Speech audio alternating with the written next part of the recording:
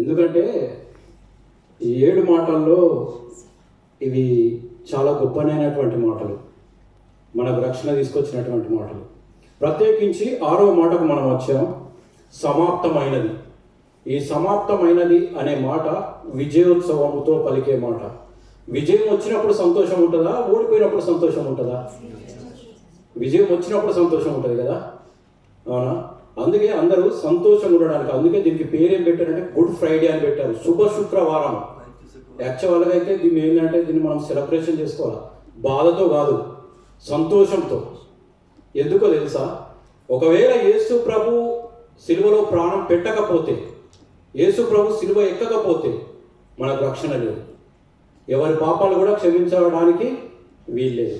కాబట్టి ఇది గొప్ప పండగనే, ఎందుకంటే మనకు రక్షణ తెచ్చిన పండగ, పరలోకంలో మనల్ని ఉంచే పండగ. ఇది గొప్పనైనటువంటి పండగ. ఈ వాక్య భాగంలోకి వెళ్తే సమాప్తమైనదని యేసు చెప్పాడు కదా. ఏం సమాప్తమైనది? ఎవరికైనా ఒక పని అప్పచెప్పినప్పుడు అది చిన్నది కానీ పెద్దది కానీ, ఆ పని అప్పచెప్పినప్పుడు ఆ పని అయిపోయిన తర్వాత సమాప్తమైనది అని చెప్పడం చిన్నవాడు కదా, పదం చాలా చిన్నది. సమాప్తం అయిపోయినది అని చెప్పడం చిన్నది, కానీ దాన్ని ఎన్నుకున్న ప్రయాస, భారము, కష్టము, నష్టము చాలా గొప్పది.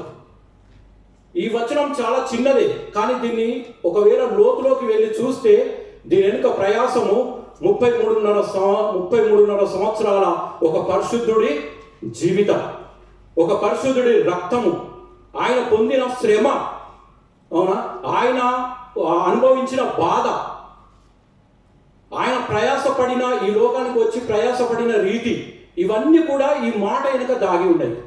అందుకే పలికిన 7 మాటల్లో కూడా ఫస్ట్ 3 మాటలు ఇతరుల కోసం మాట్లాడితే 4 మాటలు తన కోసమే మాట్లాడుకున్నాడు. ఆ 4 మాటల్లో బిగ్గరగా పలికిన మాటలు 4వ మాట, 6వ మాట, 7వ మాట. ఇవి తనతో కొంచెం గొంతు పెద్దగా చేసి గంభీరంగా, ఉత్సాహంగా పలికిన మాట. ఎందుకు అంటే 6వ మాట విజయంకు సంకేతం. సమస్తం అయిపోయింది. ఏమైపోయింది అంటే ఆయన ఏ రీతికైతే ఈ లోకానికి వచ్చాడో, ఏ రీతికైతే పంపబడ్డాడో, బెత్లెహేములో పుట్టినది మొదలుకొని గొల్గొతా సిలువలో ప్రాణం పోయే అంత మట్టుకు తన ప్రయాసం అంతా కూడా, అవునా, ఈ మాట వెనుక దాగి ఉన్నది.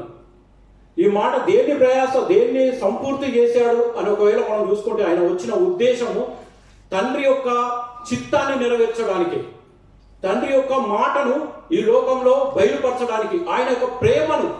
తండ్రి ఏమంటున్నాడంటే, ఈ లోకం నేను ఎంతో ప్రేమించాను, ఆ ప్రేమ ఎంత అని చూపెట్టాలంటే ఒక వ్యక్తి అక్కడి నుంచి రావాలి, అవునా? ఆ వచ్చిన వ్యక్తే యేసు ప్రభుల వారు. ఆయన ఏం చేస్తున్నాడంటే, వచ్చిన తర్వాత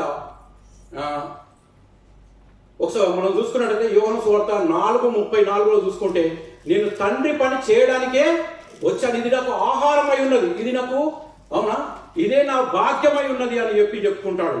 అదేవిధంగా ఇంకొక వచనాన్ని కూడా చూసినట్టయితే యోహాను సువార్త 17:4లో చూస్తే అక్కడ ఒక మాట రాయబడి ఉంటుంది, చేయుటకు నీవు నాకు ఇచ్చిన పని సంపూర్ణంగా నెరవేర్చాను, ఇంకా ఏమీ బాకీ లేదు.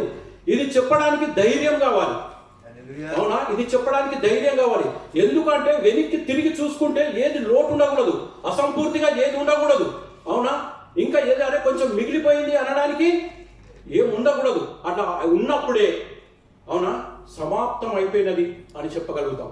యేసు ప్రభు ఆయన ఈ లోకానికి వచ్చిన దేవుడి పనిని ఏదైతే మోసుకొని వచ్చాడో దాన్ని సంపూర్తిగా సమాప్తి చేసేసాడు, అవునా. అందులో భాగమే ప్రవచనాలు మొత్తం కూడా. ఆయన ఏది కూడా విడిచిపెట్టకుండా, తన ఏదో జరిగిపోయింది అనడానికి లేదు ఇక్కడ, అవునా. తను ఎందుకు వచ్చాడో తనకు తెలుసు, తను ఎందుకు ఇక్కడ ఈ లోకంలో 33 సంవత్సరాలు జీవిస్తున్నాడో తనకు తెలుసు, అవునా. క్రిస్టియన్గా మనం ఉన్నాము, దేవుణ్ణి అంగీకరించాము, ఎందుకు జీవిస్తున్నామో మనకు తెలియదు. తెలుసా మనకు తెలియదు. అరే జీవితం ఏందో అర్థమైతే లేదురా బాబు అంటాం మనం చాలాసార్లు కదా.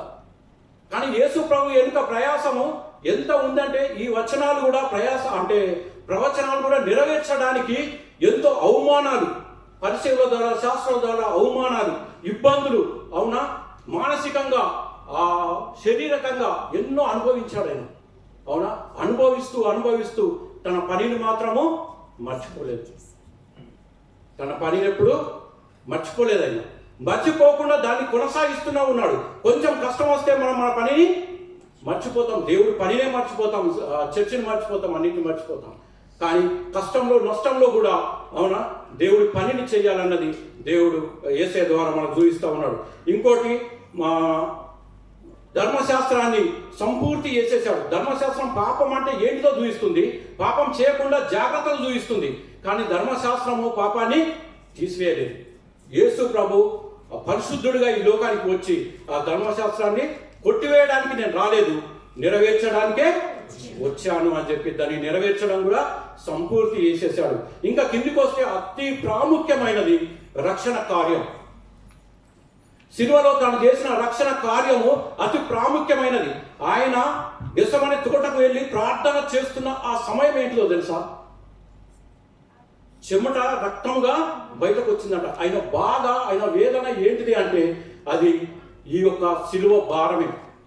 ఆయన ఇంకొక దగ్గర కూడా మాట్లాడుతూ ఉంటాడు. ఏంటిదంటే, ఈ మాంసకృత్యములతో నేను వచ్చిన ఈ బాధను ఒకవేళ ప్రభు తొలగిస్తే బాగుండే. ఎందుకంటే ఆ పాప భారం దాంట్లో ఉన్నప్పుడు,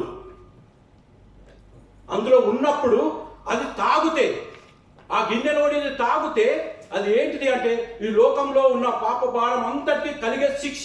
ఆ శిక్ష ఎంత ఘోరమైందో, ఎంత బాధనైందో, ఎంత వేదనైందో యేసు ప్రభుల వారికి తెలుసు.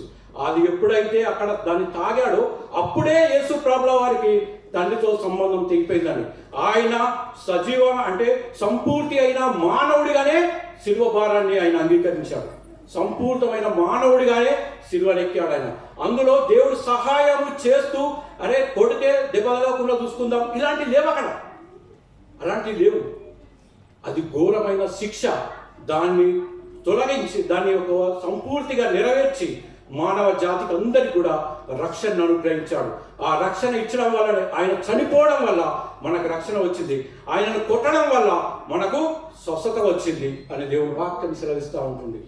ప్రియ, మనమైతే బాధలు, ఇబ్బందులు ఉన్నప్పుడు, అవునా, దేవుని వాక్యాన్ని మర్చిపోకుండా ఉండడానికి ఇష్టపడాలి. దేవుడైతే ఏదైతే నెరవేర్చాడో, సంపూర్ణమైనది అని చేశాడో, మనం ఒకవేళ మన జీవితాన్ని ముగించే సమయాన్ని వరకైనా కానీ దేవుడితో నేను సంపూర్ణంగా నడుస్తున్నాను అన్న ఆశ ఉంటే అది దేవుడికి మహిమకరంగానే.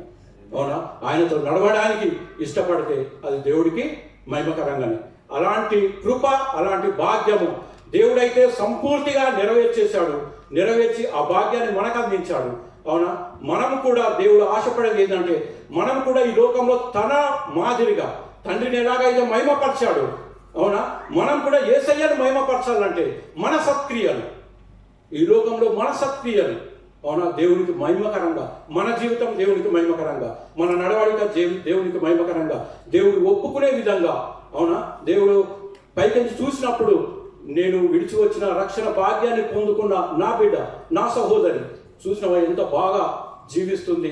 అవునా, ఒకవేళ తప్పిపోయే ప్రయత్నంలో ఉంటే, తప్పిపోయే సందర్భాలు ఉంటే మళ్ళీ నిలబడి, అవునా, సరి చేసుకుంటూ ఈ యొక్క లోకంలో జీవిస్తుంది అని దేవుడు మహిమపరచబడాలి మన జీవితం ద్వారా. అలాంటి జీవితాన్ని మనం అందరం కలిగి ఉండడానికి ఇష్టపడదాం. ఈ కొద్ది మాటలు దేవుడు దీవించును గాక.